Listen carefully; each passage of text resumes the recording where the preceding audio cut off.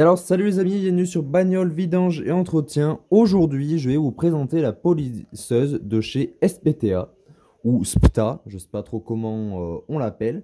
Donc, vous allez avoir pas d'essai sur carrosserie, ça sera l'objet d'une autre vidéo, mais vous allez avoir un petit peu tous les accessoires de ce kit que j'ai commandé chez Amazon. Je ne me rappelle plus exactement le prix, ça fait un petit moment que je l'ai commandé. Je vous mettrai le prix à l'écran et ainsi que le lien en bas dans la description. Je vous rappelle que j'ai un projet pour ma nouvelle voiture. Tout est en description de la vidéo. Donc, on va dévoiler un petit peu ce qu'il y a dans ce sac. Donc déjà, c'est un sac de bonne qualité, vous allez voir. Mais juste avant, n'oubliez pas de vous abonner. C'est très important pour moi et ça me fait toujours plaisir. Et comme ça, en plus, vous ne louperez aucune autre de mes vidéos. Alors... c'est pas très rangé parce que bon, voilà, je m'en suis déjà un peu servi. On a déjà plusieurs pads. Donc on a des pads un peu durs comme celui-ci qui va vraiment venir pour la coupe. Donc là on va l'utiliser pour les polish et pour le compound. Donc vous avez de différentes formes. Donc ceux qui sont alvéolés en général c'est ceux qui chauffent le moins. Donc moi je préfère utiliser ceux-ci. Donc vous en avez de différentes tailles comme on peut voir. Orange petit, orange grand. On doit être sur du 125 mm et celui-ci 135 à mon avis. Donc pour la polisseuse, c'est mieux d'utiliser le petit. Après, vous pouvez utiliser le grand, il n'y a aucun problème. Donc voilà, les oranges sont plutôt pour la coupe, hein, comme je l'ai dit. Et ensuite, vous avez des pads noirs qui sont extrêmement moelleux. Donc ceux-ci vont plutôt être pour l'étape de polissage, mais en finition. Donc vous allez voir dans ce kit, il n'y a pas de polish de finition. Et moi j'utilise celui de chez Menzerna, c'est le 3500. Mais maintenant ils ont fait une version encore plus poussée, c'est le 3800 que je testerai sous peu.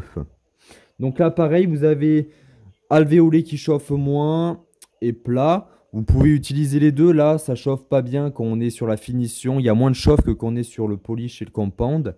Là, il y a aussi les mêmes petites tailles, sauf qu'elles sont à l'intérieur. Chez moi, je ne vous ai pas tout emmené, mais sinon, c'est exactement pareil. Donc ça, on le met de côté. Ensuite, on a donc deux polish. Je vous trouve l'autre. Il est là. Alors, on a un compound. Donc le compound, je vais tout vous expliquer durant une autre vidéo, les étapes, etc. Sachant que vous en trouvez plein. Je vous conseille de voir la vidéo de chez John Cartester. C'est une très bonne vidéo explicative. Il n'y a rien de plus clair. Je pense que c'est l'une des vidéos les plus claires de YouTube. Donc le compound vient se passer avant le polish. Donc là, c'est la coupe la plus ultra qu'on a. Là, c'est un petit... Donc, le polish va venir enlever les défauts qu'aura créé le compound. Et ensuite, on a le super finish qui va venir donner un aspect bien brillant, un aspect bien fini, comme son nom l'indique. Donc, en premier lieu, on utilise le compound. En deuxième lieu, on utilise le polish. Je les ai déjà testés. Je vous dis pas ce que j'en pense. Vous verrez ça lors de la vidéo du polissage de ma carrosserie.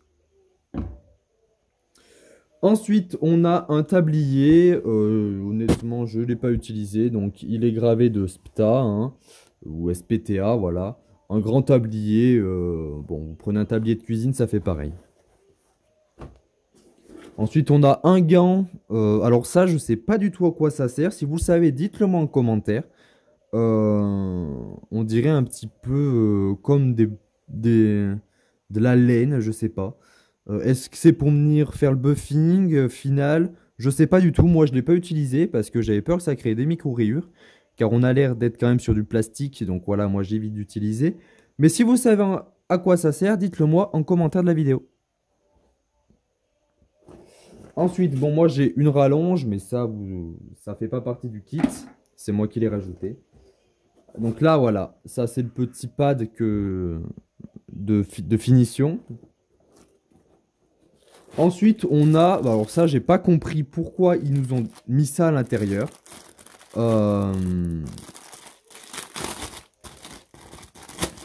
C'est du papier à poncer. Donc je pense qu'ils ont confondu, ou je sais pas du tout. À part si pour eux, ça fait aussi machine à poncer. Mais ça, il n'y a aucun intérêt pour faire le ponçage à sec, je sais plus comment ça s'appelle, et ensuite venir passer l'étape de finition. C'est un grain qui est bien trop gros, on est sur du 240, c'est bien trop gros. Donc ça, voilà, c'est plus si vous voulez poncer votre table en bois, il n'y a pas de souci. Sachant que moi, voilà, c'est destiné au véhicule, donc ça, j'en ai pas besoin. Mais vous avez aussi ça dans le kit.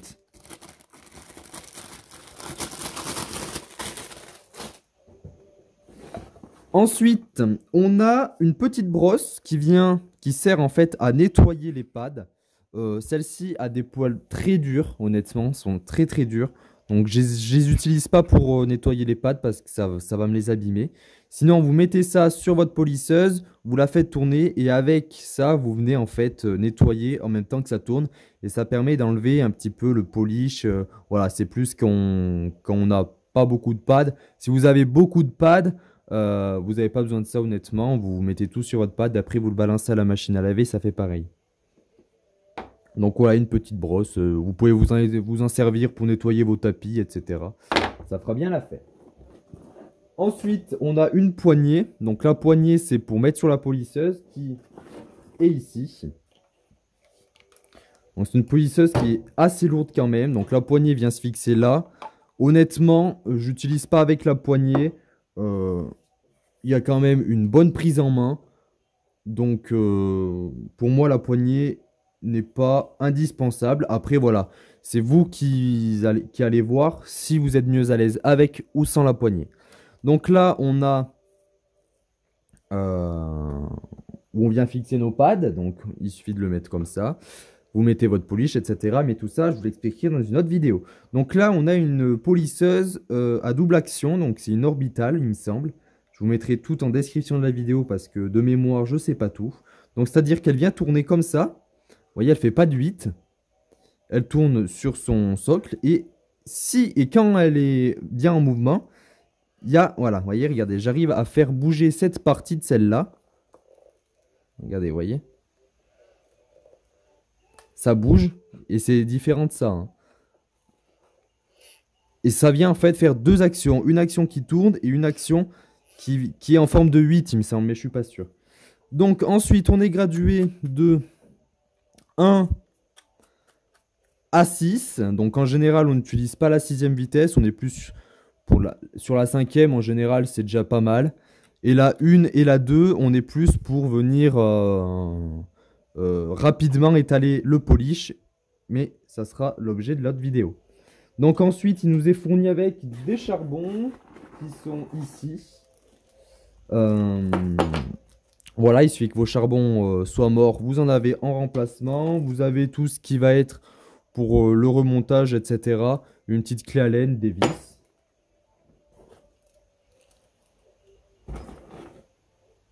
Vous avez également cette poignée qui vient comme ça. Pareil, je ne l'ai pas utilisé. Comme je vous disais, moi, je suis plus à l'aise en me prenant par là. Et vous avez deux poignées. Donc, en tout, ça vous en fait comme si vous en avez 3. Moi, je considère ça comme une poignée. C'est fait pour attraper. Mais voilà, si vous n'êtes pas à l'aise avec ça, vous aurez celle-ci et celle-ci. Donc, entre les deux, vous en trouverez bien une qui vous correspondra.